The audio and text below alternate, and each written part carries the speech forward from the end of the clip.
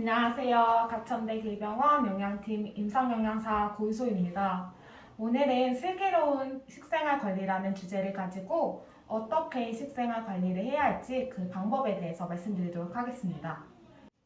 먼저 하루 3끼니 거르지 않고 규칙적인 식사를 해야 합니다. 끼니를 거르지 않고 제때 식사하는 습관은 영양결핍에 빠지지 않게 할 뿐 아니라 폭식하여 영양 과잉 상태에 이르는 것도 막아줍니다. 만약 식욕 저하나 소화 능력 약화로 한 번에 충분한 식사량을 섭취하지 못한다면 식사 사이에 간식으로 보충하여도 좋습니다. 둘째, 균형 잡힌 식사를 해야 합니다. 균형식이란 곡류, 어육류, 채소, 과일, 우유 모두 포함된 식사를 말합니다. 한 가지 식품에 모든 영양소가 들어있지 않으므로 균형 있는 영양 섭취를 위해서는 여러 가지 식품을 골고루 섭취해야 합니다. 그렇다면 각 식품군에 대해 간단하게 알아보겠습니다. 먼저 곡류는 밥, 감자, 고구마, 국수, 빵, 떡 등 주로 주식으로 드시는 식품들이 모여 있습니다. 탄수화물 근원 식품으로서 힘을 내게 하는 에너지를 공급합니다. 어육류는 고기, 생선, 두부, 달걀, 콩 등으로 단백질 근원 식품입니다.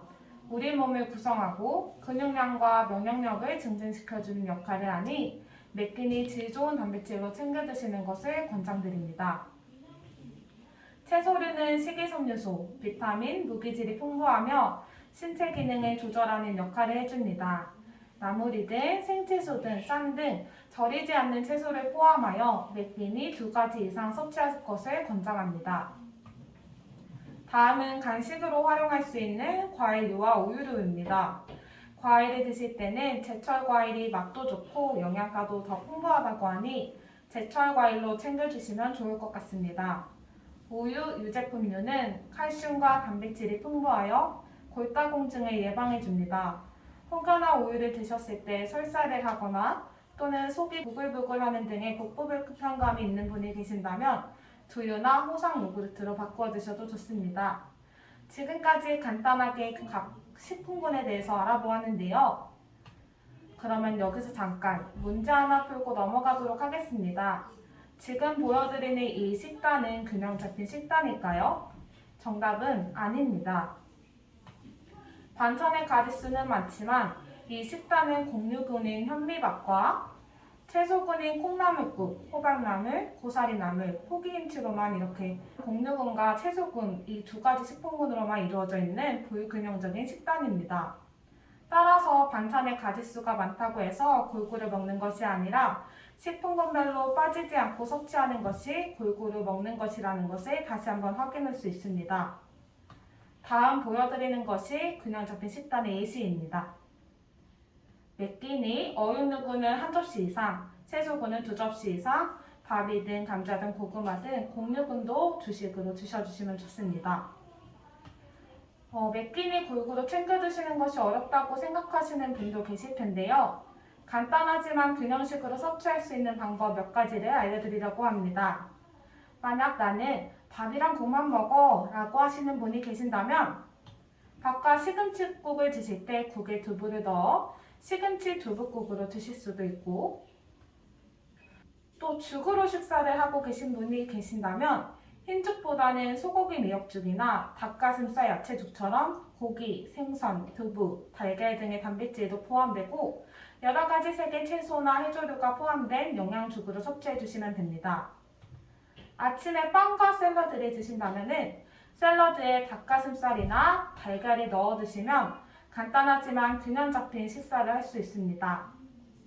다음으로는 노인기의 주요 질환인 당뇨병, 고혈압, 동맥경화증을 예방하기 위해서 지켜주셔야 할 3가지를 말씀드리겠습니다. 덜 짜게, 덜 달게, 덜 기름지게 섭취해야 합니다. 덜 짜게 드시기 위해서는 찌개보다는 맑은 국 위주로 섭취하고 국물류를 섭취할 때는 건더기 위주로 드시고 또는 한 끼 정도는 속량으로 대체해서 드셔도 좋습니다.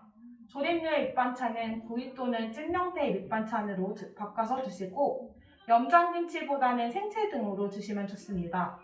또 조리를 할 때는 염분 함량이 높은 소금, 간장, 된장, 고추장 등의 장르는 줄이고 다른 양념류인 후추나 고춧가루, 마늘, 생강, 양파, 겨자 등을 이용하여 싱거운 맛의 변화를 주고 신맛과 단맛을 적절하게 이용합니다. 두 번째, 덜 달게 드셔야 합니다. 단당류가 많은 음식을 과하게 섭취했을 경우 혈액의 중성지방 농도가 높아질 수 있습니다. 따라서 간식으로 자주 드시는 쌀과자 등의 설탕 입힌 과자, 약과, 꿀떡, 가당 요구르트, 또 과일 통조림, 케찹, 유자차 등은 섭취를 줄여주셔야 합니다. 이러한 식품들은 혈당도 빠르게 올리기 때문에 당뇨가 있으신 어르신은 더더욱 주의해 주셔야 합니다. 마지막으로 덜 기름지게 드셔야 하는데요. 포화지방, 콜레스테롤, 트랜스지방의 과다 섭취는 고지혈증을 유발하고 이는 신내열관계 질환의 위험 요인이 됩니다. 포화지방산은 주로 갈비, 삼겹살 햄 등의 동물성 식품이나 치즈, 라면, 과자, 믹스커피 안에 들어있습니다. 콜레스테롤은 내장류나 해산물에 많다고 생각하시면 됩니다. 생선 내장, 간, 곱창, 순대 등의 내장류나 사골국 등의 탕류, 장어, 미꾸라지 등의 해산물류나 또는 베이컨, 소시지 등의 육가공품류에 많이 함유되어 있으니 이러한 식품들은 섭취를 주의하셔야 합니다. 트랜스 지방은 주로 기름지고 튀긴 음식에 많이 함유되어 있으므로 튀김이나 전류보다는 구이나 찜 등의 조리법으로 선택하는 것을 권장합니다. 마지막으로 식사 섭취량이 적은 경우 활용할 수 있는 영양보충 음료에 대해 소개해드리겠습니다. 영양보충 음료는 열량, 단백질 및 체내에 필요한 영양소가 골고루 함유되어 있는 음료입니다. 영양보충 음료 한 캔에는 쌀밥 3분의 1공기, 어육류 한 토막, 채소 한 접시에 해당되는 영양소가 있습니다.